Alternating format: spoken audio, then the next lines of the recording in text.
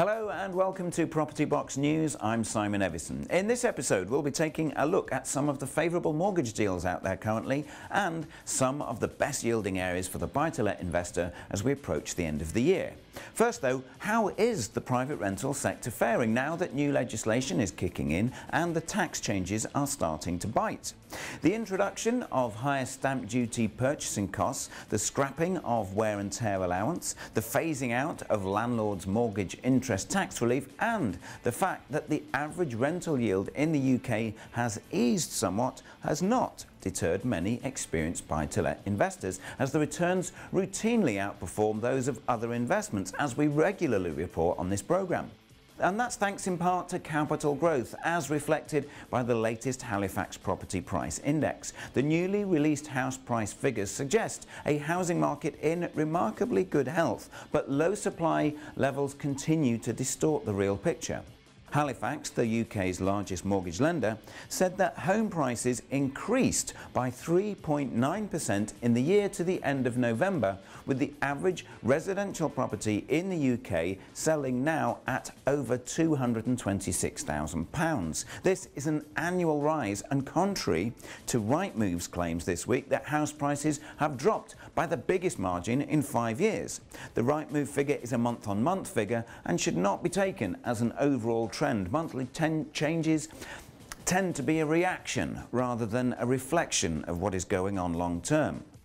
The overall increase of 3.9% year on year clearly demonstrates the stability of the UK market, particularly at a time of economic uncertainty, said Graham Davidson, Managing Director of Sequoia Property Investment. He went on to say those who invest wisely can still benefit hugely from a buoyant market over the next 12 months. Lender Kent Reliance has recently published the latest edition of their Buy-to-Let Britain report. Their findings report that although the growth of the PRS has slowed, its value has hit a new high, £82.6 billion. They also report that the 5.6 million homes in the private rented sector is 2.2% higher than last year, but this is less than a third of the rate of increase seen in 2014. Other stats include average rents sitting at just under £900 and 29% of landlords expect rents to rise in the coming year.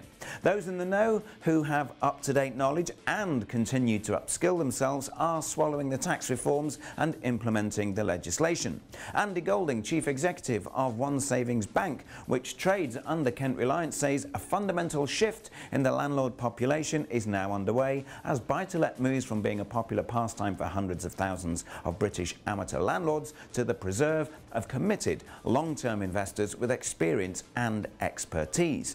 To corroborate this somewhat, bridging lender Octane Capital reports inquiries from portfolio landlords during October and November were up 27% compared to the previous 2 months, indicating that landlords are still very keen to grow their portfolios. Lenders are of course still very keen to entice landlords with favourable rents, and here are some reduced rates and new products available in the marketplace. The Cambridge has launched a new range of buy-to-let mortgages. Highlights include a 2-year fixed-rate buy-to-let mortgage at 2.29% up to 75% loan-to-value, a buy-to-let 5-year fixed rate at 2.99% up to 75% loan-to-value again, and all products come with a £999 fee. LSL Group has launched 2 new 5-year fixed-rate buy-to-let products with Leeds Building Society. The products with rates of 2.94% and 3.2% will be available exclusively to members of the Mortgage Alliance and appointed representatives of the First Complete and Pink networks. And these products will be available for both purchase and remortgage applicants, and there's a £1,000 cashback on completion.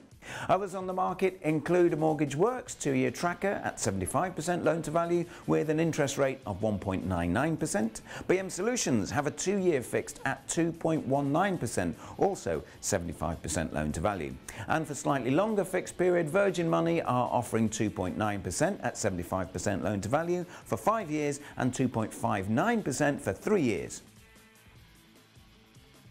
And finally, the buy-to-let hotspots with the best yields, according to a survey by Totally Money, are dominated by university cities. Liverpool features strongly in the top 25, and in fact 3 Liverpool postcodes are the top 3 areas of the poll. Plymouth has leapt up to 4th from 15th last year, followed by Cleveland, Preston and Dudley, and all but Dudley have double-figured yields.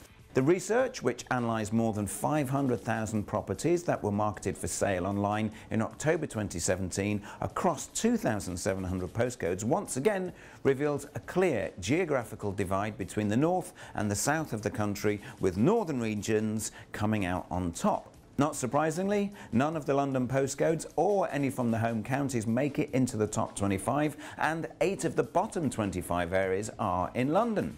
To get the full list, use the link that's in the comments section below, and of course we'd love to hear what your views and opinions currently are.